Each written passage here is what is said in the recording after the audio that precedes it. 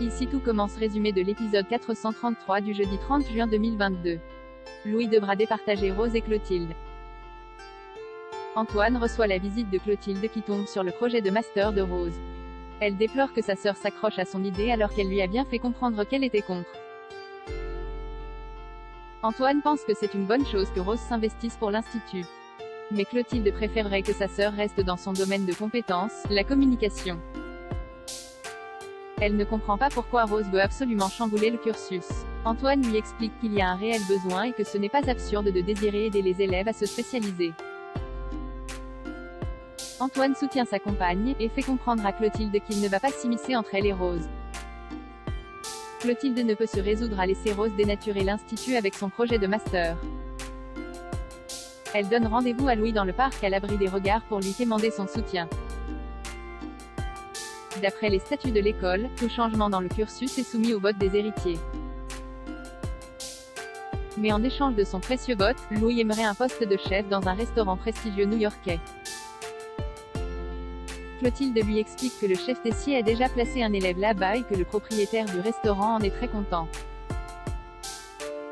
Louis pense que Clotilde saura se montrer très persuasive et convaincre Tessier de lui faire une petite place environ son camarade.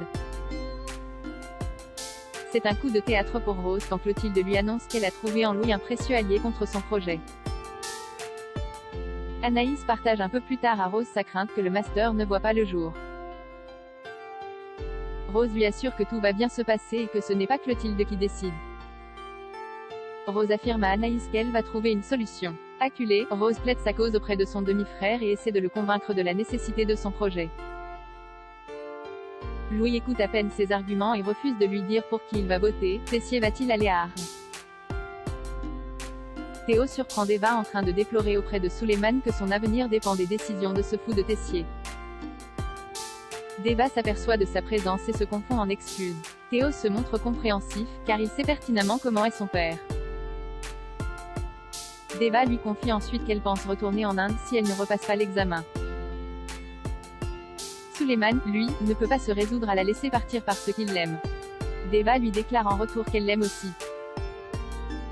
Touché, Théo veut essayer de convaincre son père d'aller à ce congrès à Arles, mais ne leur promet rien.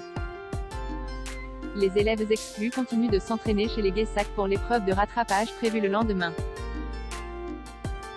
Louis ne peut que constater qu'ils ont progressé. Le hic, c'est qu'ils ignorent si Tessier ira à Arles le lendemain. Deva leur explique que Théo va essayer de convaincre le chef Tessier.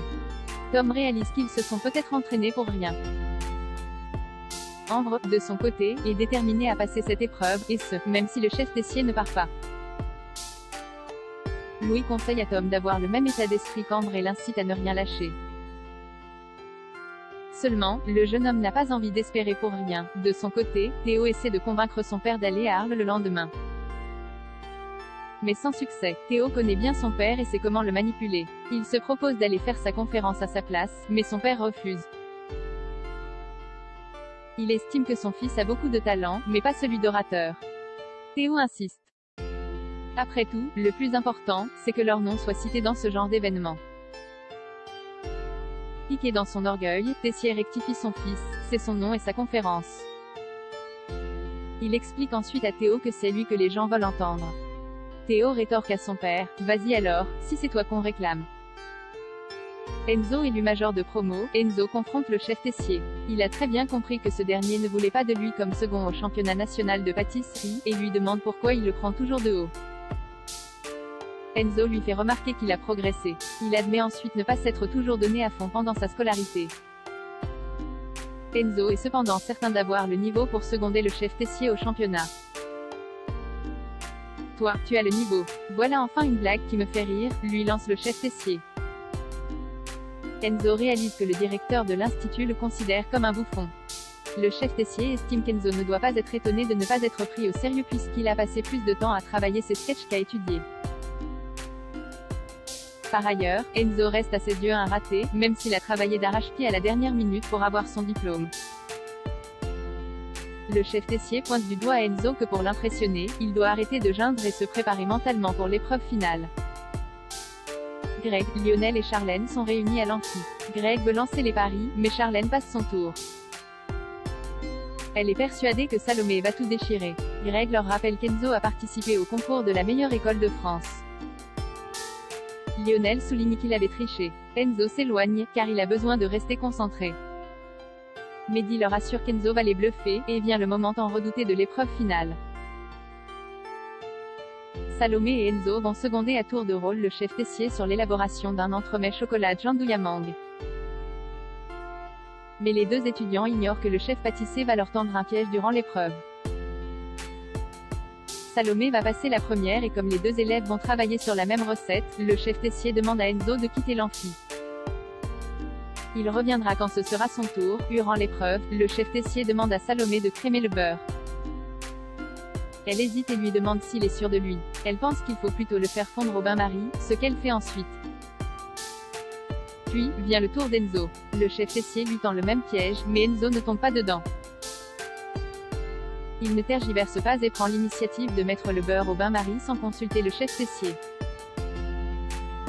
Après l'épreuve, Greg félicite Enzo. Il a été bluffé par sa performance. Greg fait ensuite son mea culpa. Place ensuite au verdict. Le chef Tessier souligne le niveau extraordinaire fourni par les deux finalistes. D'ailleurs, c'était un privilège pour lui d'avoir eu des secondes d'un tel niveau. Le chef Tessier déclare à Salomé et Enzo que l'Institut est fier de les avoir formés.